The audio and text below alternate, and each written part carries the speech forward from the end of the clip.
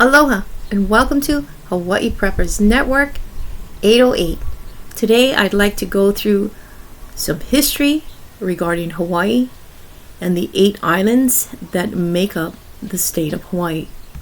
The island of Kaho'olawe, better known as the realm of the sea god. Many years ago, this island was a thriving village of Hawaiians who fished the waters of Keiki and grew taro in the interior portions of the island and excelled in the teachings and instructions on the ancient art of celestial navigation. Haumana, or students, would spend evenings with master navigators learning and watching the movement of stars across the night sky. Days were spent observing and learning about the wind, sea, currents, birds, ocean mammals, and sun. Many legends speak of long ocean voyages between Hawaii and Tahiti via the Kealakahiki Channel, which translates to the road to Tahiti. Ancient Hawaiian legends tell of the guiding stars being positioned directly over Kaho'olawe, and ancient mele, or songs, tell of ocean voyaging canoes making the long trek between Hawaii and Tahiti. The island also has a contentious past that includes fierce battles for control of the island between Maui's warrior chief Kahekili and Chief Kalani Opu'u from the Big Island. But powerful Kahekili would persevere in retaining his control over Kaho'olawe until Kamehameha the Great began his quest for unification of all islands in Hawaii. Kaho'olawe has played a significant role in post-contact Hawaii that included extensive ranching, a penal colony, and a forest reserve. During World War II and the bombing of Pearl Harbor in 1941, Kaho'olawe was used as a live fire bombing target that supported air missions throughout the Pacific Basin, and in later years, Vietnam. The bombing practice has contaminated the freshwater sources on the island and left it riddled with unexploded ordnance and large non-nuclear bomb craters. So they were using the island of Kaho'olawe as a bombing practice island. Today, evidence of ancient Hawaiian life is still evident in stone carvings or petroglyphs, upright stone fishing shrines, religious heiaus or platforms, and life is slowly beginning to return to the desolate island. A weather station reports on conditions from the southern Honokanaia, the Honokanaia area. I know these Hawaiian words, I'm so rusty. Bear with me. The land is being replanted with native Hawaiian medicinal and edible plants, and a new rainwater system is in place. Native Hawaiians frequently visit for educational and cultural reasons. The island of Ni'ihau. The United States Census population as of 2000 was only 160, most of whom are native Hawaiians. Its 2010 census population was 170, and at the 2020 census the population had fallen to 84. The United States Census Bureau defines Ni'ihau and the neighboring island a state seabird sanctuary. Elizabeth Sinclair purchased Ni'ihau in 1864 for $10,000 US, equivalent to about $190,000 in 2022, from the Kingdom of Hawaii. The island's private ownership passed on to her descendants, the Robinsons. During World War II, the island was the site of the Ni'ihau incident, in which, following the attack on Pearl Harbor, So following the attack on Pearl Harbor, a Japanese Navy fighter pilot crashed on the island and received help from the island's residents of Japanese descent. The island, known as the Forbidden Isle, is off limits to all outsiders except the Robinson family and their relatives, U.S. Navy personnel, government officials, and invited guests. From 1987 onward, a limited number of supervised activity tours and hunting safaris have opened to tourists. The island is currently managed by brothers Bruce and Keith Robinson. The people of Ni'ihau are noted for their gem-like lei pupu, shell lei craftsmanship. They speak Hawaiian as a primary language. Now, I know in one of my posts that I spoke about, Hawaii and the islands. I did mention that Ni'ihau was uninhabited, only because there's history that I wanted to set straight and let you guys know that there are people there, but that is a privately owned island now. The island of Lanai long contained small fishing villages. In 1854, a group of Mormon elders formed a colony, but it was unsuccessful. Lanai was used primarily for cattle grazing until 1922, when it was purchased by the Dole Corporation for use as a pineapple plantation. It was once the largest pineapple plantation in the United States. In 1961, Castle & Cook Inc., after merging with Dole, took over the management of Lanai, and with 98% ownership of the island, established luxury resorts, golf courses, and residences. In 2012, Castle & Cook sold its holdings on Lanai to Larry Ellison, co-founder of Oracle Corporation. The principal settlements are Lanai City, built in 1922 by Dole to house its employees, and the port of Kau Malapau on the west coast. The remains of houses and a heiau, a ceremonial and religious structure, can be viewed at the ruined 15th century village of Kaunolu, a national historical landmark where King Kamehameha the first established a royal retreat. In Palabai Basin are the Luahia petroglyphs, or Luahiva petroglyphs, which were created in the 18th century. Lanai in Hawaiian means conquest day, is the only one of the inhabited Hawaiian islands whose name has a known etymology. Lanai is largely uninhabited with only 3,000 residents, making it one of the most remote and unspoiled islands to explore. There is one school, Lanai High, an elementary school, serving the entire island from kindergarten through 12th grade. There is also one hospital, Lanai Community Hospital, with 24 beds, and a community health center providing primary care, dental, behavior health, and selected specialty services in Lanai City. There are no traffic lights on the island. The island of Molokai, or Molokai.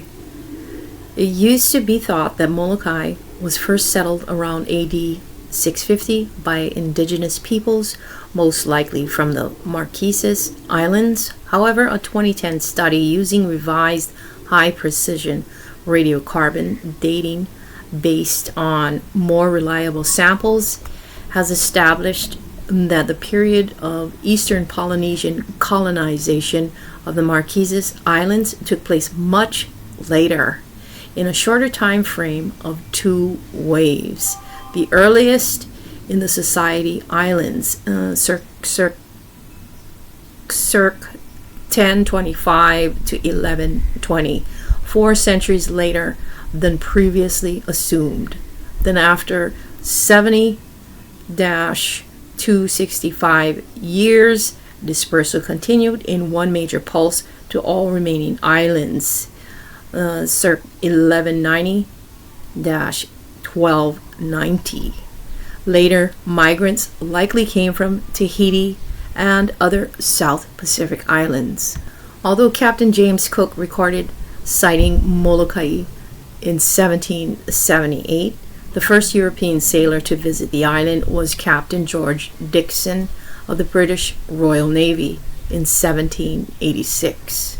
The first significant European influence came in 1832 when a Protestant mission was established at Kalua'aha on the east end of the island by the Reverend Harvey Hitchcock. The first farmer on Molokai to grow produce and mill sugar and coffee commercially was Rudolf Wilhelm Meyer, an immigrant from Germany who arrived in 1850. He built the first and only sugar mill on the island in 1878, which is now a museum. Ranching began on Molokai in the first half of the 19th century, when King Kamehameha IV set up a country estate on the island, which was managed by Meyer and became what is now the Molokai branch. In the late 1800s, King Kamehameha IV built a vacation home in Kaunakakai and ordered the planting of over 1,000 coconut trees in Kapua'iwa Coconut Grove. Leper colony. Leprosy, also known as Hansen's disease, was among Eurasian diseases introduced to the Hawaiian Islands by traders, sailors, workers, and others who lived in societies where these diseases were endemic. Because of the islanders' lack of immunity to the new diseases, they suffered high rates of infection and death from smallpox, cholera, measles, and whooping cough, as well as leprosy. Sugar planters were worried about the effects on their labor force and pressured the government to take action to control the spread of leprosy. The legislature passed a Control Act requiring quarantine of people with leprosy. The government established Kalawao, located on the isolated Kalaupapa Peninsula on the northern side of Molokai, followed by Kalaupapa as the sites of a leprosy colony that operated from 1866 to 1969. Because Kalaupapa had a better climate and sea access, it developed as the main community. A research hospital was developed at Kalawao, and the population of these settlements reached a peak of 1,100 shortly after the beginning of the 20th century. In total, over the decades, more than 8,500 men, women, and children living throughout the Hawaiian Islands and diagnosed with leprosy were exiled to the colony by the Hawaiian government and legally declared dead. This public health measure was continued after the kingdom became a U.S. territory. Patients were not allowed to leave the settlement nor have visitors, and had to live out their days here. Author Albert St.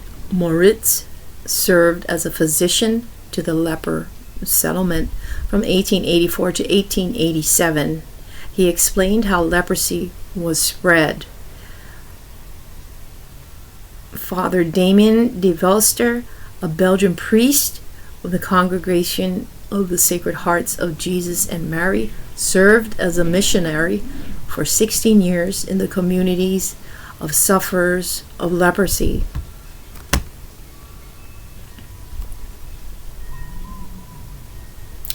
Joseph Dutton, who served in the 13th Wisconsin Volunteer Infantry Regiment during the American Civil War and converted to Roman Catholicism in 1883, came to Molokai in 1886 to help Father Damien and the rest of the population who suffered from leprosy. Father Damien died at Kalaupapa in 1889, while Joseph Dutton died in Honolulu in 1931 at the age of 87. Mother Marian Cope of the Sisters of St. Francis of Syracuse, New York, brought 6 of her sisters to work in Hawaii with leprosy sufferers in the late 19th century, also serving on Molokai. Both Father Damien and Mother Marian have been canonized as saints by the Roman Catholic Church for their charitable work and devotion to sufferers of leprosy. In December 2015, the cause of Joseph Dutton was formally opened, obtaining him the title Servant of God. In the 1920s, people confined in the leper colony were treated with a new method devised by Alice Ball and involving chalmugra oil. In the 1940s, sulfonamide drugs were developed and provided a more effective treatment. Antibiotic dapsone used for leprosy since 1945. Modern multi-drug therapy, MDT, remains highly effective, and people are no longer infectious after the first monthly dose. In 1969, the century-old laws of forced quarantine were abolished. Former patients living in Kalaupapa today have chosen to remain there, most for the rest of their lives. In the 21st century, there are no persons on the island with active cases of leprosy, which has been controlled through medication, but some former patients choose to continue to live in the settlement after its official closure. The island of Maui. The 12 traditional mokus of Maui. Hawaiians developed a complex and effective land tenure system. The island of Maui was divided into 12 districts. Hawaiian meaning moku, with Lanai, Molokai, Kaho'olawe, constituted their own districts or were subdivided into many other districts. Each district was ruled from earliest times by a family and later by a chief's family. Each moku was divided into many community units.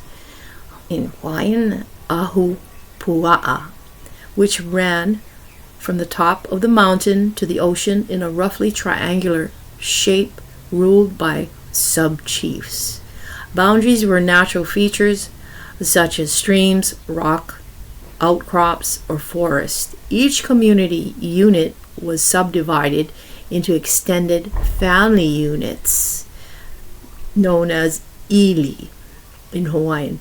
That also ran from the mountains to the ocean, so each family had access to mountain forests, uplands, coast plains for farming, and the ocean. Each district had a sanctuary, pu'u honua, to escape vengeance or penalty. Maui's sanctuary was located at Kukuipuka on Maui's west side, near Waihe'e. After fleeing there, making restitution, and waiting a period of time, the offender could return home. During warfare, women, children, and elders could go there and not be harmed. Kapu society. The social system was called Kapu system. According to legend, the system was brought to the islands from Tahiti by the priest Pa'ao, perhaps as early as 1300. The Kapu system was rooted in the class system and religious practice. People were born into one of 4 ranks. At the top were the ali'i. Next were the kahuna, those of priestly rank who conducted religious ritual ceremonies, served as spiritual advisors and healers. The third rank were maka'aina, the commoners who worked the farms, built canoes, gathered wood, fished, and performed labor. The fourth rank, kava, or outcasts, were outside the system and lived outside the community, much like untouchables. In traditional Hindu society. There were three main kapu, meaning there were three main rule types: fixed kapu, flexible kapu, and temporary kapu.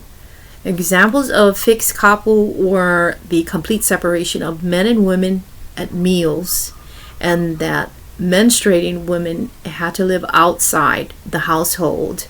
Other fixed kapu related to the ali'i, which set them apart from commoners and maintained their status in society with few material possessions. Flexible kapu could be altered by the local chief. For example, certain kinds of fish could not be caught at certain times of the year. Temporary kapu were invoked for a period of days. For example, following a funeral, no one could fish for a period of time. The effect was to maintain order in the community.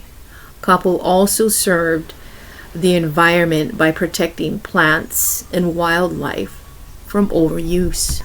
The result of the kapu system was to preserve the mana, or sacredness, of the totality of the environment, which would bring about peace, harmony, and stability. Kapu breakers disrupted the mana and jeopardized the entire community. Now, according to Lahaina's official history, in 1802, King Kamehameha made Lahaina the capital of the Hawaiian kingdom. It's also known as the throne of the crown. He built a brick palace there, along with residences and other royal buildings, and Lahaina served as the center of the Hawaiian government for over 50 years, until permanently relocating to Honolulu for its harbor. While it was the capital, Hawaiian kings and queens attended Waine'e Church, now Waiола Church, buried in the graveyard there. Buried in the graveyard there includes Queen Keopuolani, King Kamehameha's first wife, King Kauai, Queen Kalakua, Princess Nahi'ena, Governor Hoapili, and Governess Liliha. So there is much royalty, Hawaiian monarch royalty, buried in Lahaina. Lahaina served as a whaling port and fishing town, making it a global trade destination. When the whaling industry got established and they pushed out subsistence fishing, there were protests on construction pretty much every step of the way. Native Hawaiians fought them every step of the way. Front Street is also a reminder of that history of resistance. In 1873, Sheriff William Owen Smith planted an Indian banyan tree where Kamehameha's first palace was located. However, Smith, the son of missionaries, didn't plant it for royal reasons, but rather to commemorate the 50th anniversary of the first Protestant mission in Lahaina, according to the town's history. Now, the fires have reportedly damaged the old banyan tree, and numerous other historic structures have been damaged or destroyed in the wildfires. And Maui has significant history, long history with royalty. And now, I cannot express the magnitude of significance, how important it is for the people of Hawaii to guard and protect Maui at all costs. Maui is mostly owned by the local Native Hawaiians, and the state will try to acquire the land, Lahaina. The state, as well as outside foreigners, have been trying for years, if not decades, to buy out the land, but its people have resisted anyone from making a purchase. Now, there is a lot going on, a lot happening on Maui right now. A big mess, a lot of, just bad things going on there. And we all hope that things would resolve and just move forward in helping the recovery, the rebuilding, helping people heal. This is going to take a long time, a very long time, for the recovery, rebuilding, as well as the healing process for all the people on Maui. But there is a lot of things that are going on behind closed doors. And I think a lot of you know exactly what I'm talking about when it comes to Maui. So a lot of the history in Maui is very, very significant. So nobody could actually touch Maui because of its rich culture, its rich history, as I've been explaining here to you. But now, since everything burnt down, we're seeing vultures as well as wolves circling, literally. And a lot of people are watching. A lot of the Hawaiian people here across all of the islands are watching things play out and are watching how things are going. And in my humble opinion, I think maybe a lot of us are also waiting for our Hawaiian leaders, because there are Hawaiian leaders here, and a lot of us are waiting for them to step up. But I think for now, everyone is watching to see. And because the governor of our state has mentioned, and this has come straight out of his mouth, that he has mentioned that they're trying to get the state to acquire the land. And he has said this, and it is recorded, and there is videos of him saying this. Instead of getting the land back to the people, he's trying to get that land. And with the articles that I posted yesterday, in the description of that video, they're thinking of making it a 15-minute city, making it all AI, all electric, and all those things. This is like a 2.0 overthrow again. You see, all the while nobody could touch that island because of its historical significance, as well as a majority of that island, if not the whole island, is owned by local native people, the locals there. That is why it is so important for every single Hawaiian native to keep their eye on this and, just be ready. Because Maui cannot let their land be taken. They just cannot. It's too significant. Despite everything being burnt to the ground, there's too much history on that island. And there is history still on that island, despite all the structures that have burnt down. Now, the next island is Oahu, the island that I am on. The island has been inhabited since at least the 3rd century AD.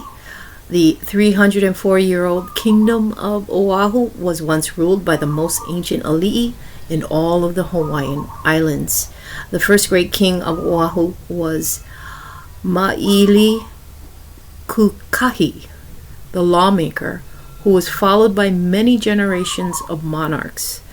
Kuali'i was the first of the warlike kings and was succeeded by his sons. In 1773, the throne fell upon Kahahana, the son of Ilani of Ewa. In 1783, Kahekili II, king of Maui, conquered Oahu, deposed the reigning family, and made his son, Kalani Kupule, king of Oahu, turning Oahu into a puppet state. Kamehameha the Great conquered Kalani Kupule's forces in the Battle of Nu'uanu. Kamehameha founded the Kingdom of Hawaii with the conquest of Oahu in 1795. Hawaii was not unified until the islands of Kauai and Niihau surrendered under King Kauai in 1810. Kamehameha III moved his capital from Lahaina, Maui, to Honolulu, Oahu. In 1845, Iolani Palace, built later by other members of the royal family, still stands and is the only royal palace on American soil. Oahu was apparently the first of the Hawaiian Islands sighted by the crew of HMS Resolution on January 1978. On 1778, during Captain James Cook's Third Pacific Expedition, escorted by HMS Discovery, the expedition was surprised to find high islands this far north in the Central Pacific. Oahu was not actually visited by Europeans until February 28, 1779, when Captain Charles Clerk aboard HMS Resolution stepped ashore at Waimea Bay. Clerk took command of the ship after James Cook was killed at Kealakekua Bay, island of Hawaii, on February 14, and was leaving the islands for the North Pacific. With the discovery of the Hawaiian Islands came the introduction of disease, mosquitoes, and aggressive foreign animals. Although indirect, some exposure to these foreign species caused permanent damage to the native Hawaiian people and environment. The Imperial Japanese Navy's attack on Pearl Harbor, Oahu, on the morning of December 7, 1941, brought the United States into World War II. The surprise attack was aimed at destroying the American will to fight. To destroy the Americans' will to fight and making them sue for peace immediately by attacking the Pacific Fleet of the United States Navy and its defending Army, Air Forces, and Marine Air Forces. The attack damaged and destroyed 12 American warships, destroyed 188 aircraft, and resulted in the deaths of 2,335 American servicemen and 68 civilians. Of those, 1,177 were the result of the destruction of the USS Arizona alone. The Big Island. Big Island history goes back to when the first of the Hawaiian Islands broke through the surface of the ocean about 70 million years ago from a hot spot in the Earth's crust. There are several tectonic plates that slowly drift and change the surface of the Earth. And as the Hawaiian Islands are sitting on the crux of the drifting Pacific Plate, they are actively volcanic, and the first of the islands have long since returned to their beginnings below the sea, while new active volcanic islands have replaced them. Today, we see the 8 youngest of the islands. A new one is forming and making its way to the surface to become an island, helping to create another chapter in the history of the Big Island and of Hawaii.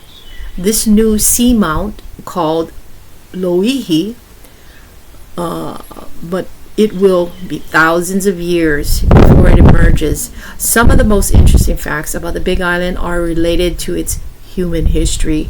Between 400 and 800 AD, the first islanders arrived on the Big Island in dugout canoes from the nearby Marquesas Islands.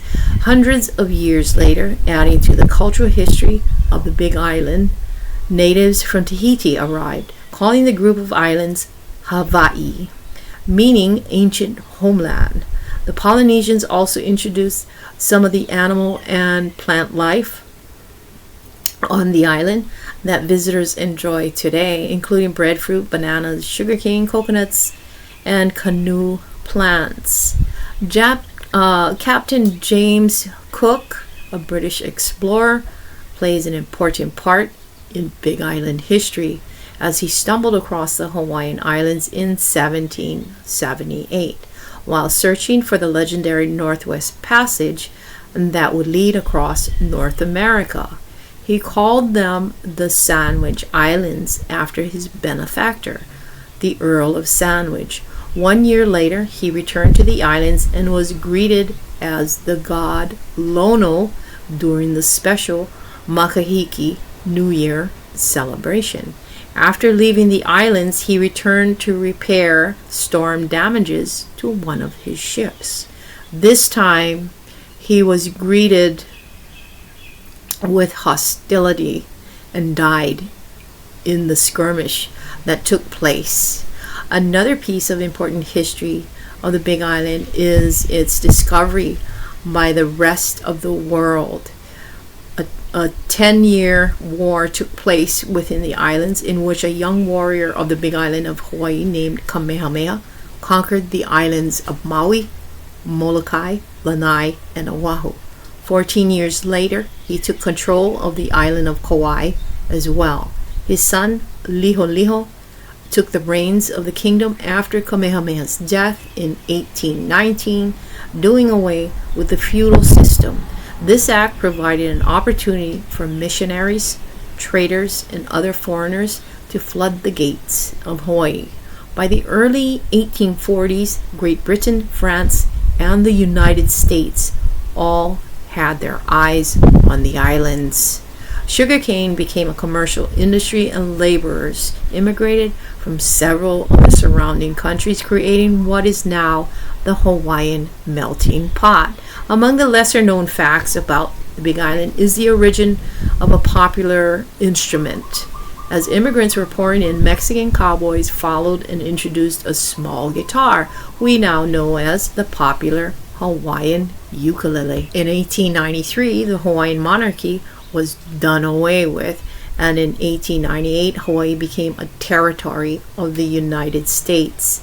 Of all the facts about the Big Island and the United States, one of the most important is Hawaii's transition to statehood. After the attack on Pearl Harbor and the major role it played in World War II, Hawaii was admitted into the United States as the 50th state in 1959. While Hawaii remains a tropical paradise vacation spot, Big Island history continues to fascinate and inspire visitors.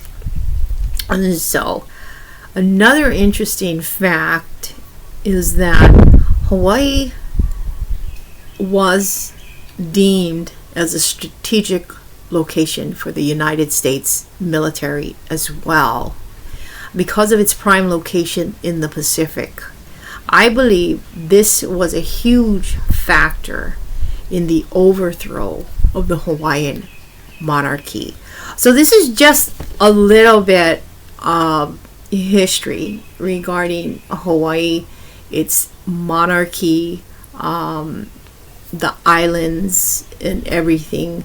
And I figured this would be really good in a video to let others know a little bit more or more in depth some of the history behind Hawaii, the state of Hawaii, some of the history behind the 8 islands here. There's so much history. There's rich history in the culture here, and the islands, they are really spiritual.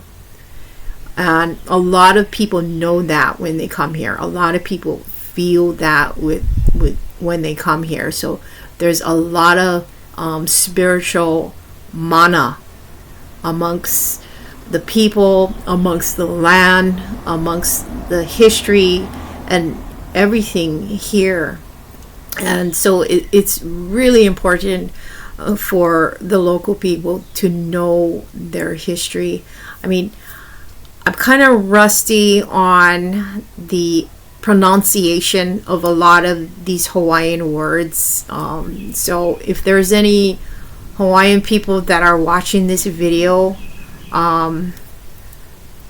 be gentle on me, because I don't use a lot of these Hawaiian words, and the language, the Hawaiian language, is still being spoken here, and a lot of the local people and Hawaiian people have learned to speak that language as well. Unfortunately, I have not. I'm thinking I more than likely need to, but I wanted to share this really rich and important history with you all, because I know that a lot of people in the States have no clue and no idea about the history of Hawaii and the 8 islands, and all the other states have rich history as well. This, I am so positive, and I know this for sure, and this is more than likely a fact, and you all know this. I don't need to say or state any of this regarding your state, your heritage, your culture, where you came from, your family lineage, and all of those things. But it's very important to know our cultures, individually as well as collectively, know where we came from, our roots, our family line, descendants, and things of that nature. So I just wanted to share some of our history here, guys, and what's going on. And we're watching Maui and how things are unfolding. They're still having issues and being blocked from receiving goods, but they've been getting some. They've been finding ways to receive and get the goods and supplies that they need, but it's gonna take a long time. The road to recovery in Maui is going to take very, very long, and we need to support the people of Maui. We need to support the island of Maui in every and any way that we can, because this is a very difficult time and trying time for a lot of people there. And what I have to say is just have a lot of aloha and love and compassion and understanding for not just the people and the locals there, but for everything that is, being done. I mean, I know the officials are doing their best, but in my humble opinion, I know that it's wearing on everyone there. Not just the victims, not just the people, not just the natives, but it is very wearing on the officials that are in charge of the relief efforts, because they've never expected and or experienced disaster at this level. I mean, this is just astronomical. And no one in the state of Hawaii has ever experienced something like that. And, the Maui people, I send all my love and aloha out to them, and prayers as well, because this is really, it's very devastating. And, we don't have to be insensitive to what's happening and what's going on. We have to be patient, more loving, more understanding, and compassionate at all times, not just because not just because there is a disaster, and devastation and stuff. This is the way that we should always be with one another. But unfortunately, it's not, but have compassion and understanding for these folks. And if you can, by all means, donate in any way, shape, or form, monetarily, gift cards, maybe your time, energy, effort, if you fly into there, because there are, they're receiving help in different avenues, in different ways, by other people that provide different types of services, that are also flying in from the United States, from the other states, from the other islands. So yeah, it's gonna take a while, a long while, in this process, and progress is not going to be quick. This is going to be really slow. And another thing I wanted to say is that I know that our government in the state of Hawaii is ill prepared, and they are not prepared for nothing. They may throw stuff out there and look like they're prepared, but take a look at Maui and any disaster, natural disaster that occurred in our state. Our government is very, very ill prepared. That is why we do what we do, and we are preppers and we prepare. And that is why we do not rely on any governments, because the help is not going to reach you. You're going to need to be able to rely on yourself, rely on your neighbors, rely on your community and the local people that are around you in your city, in your town. You're going to need to build that network with those people to be able to move forward and organize and come together and bring the heads together of everyone and organize the things, which is what is trying to be done there now, even amongst the people that have lost everything. It's really bad, folks, there. And so, and yes, that is exactly why we all prepare. So guys, I'm just giving you a few things to ponder on and think about.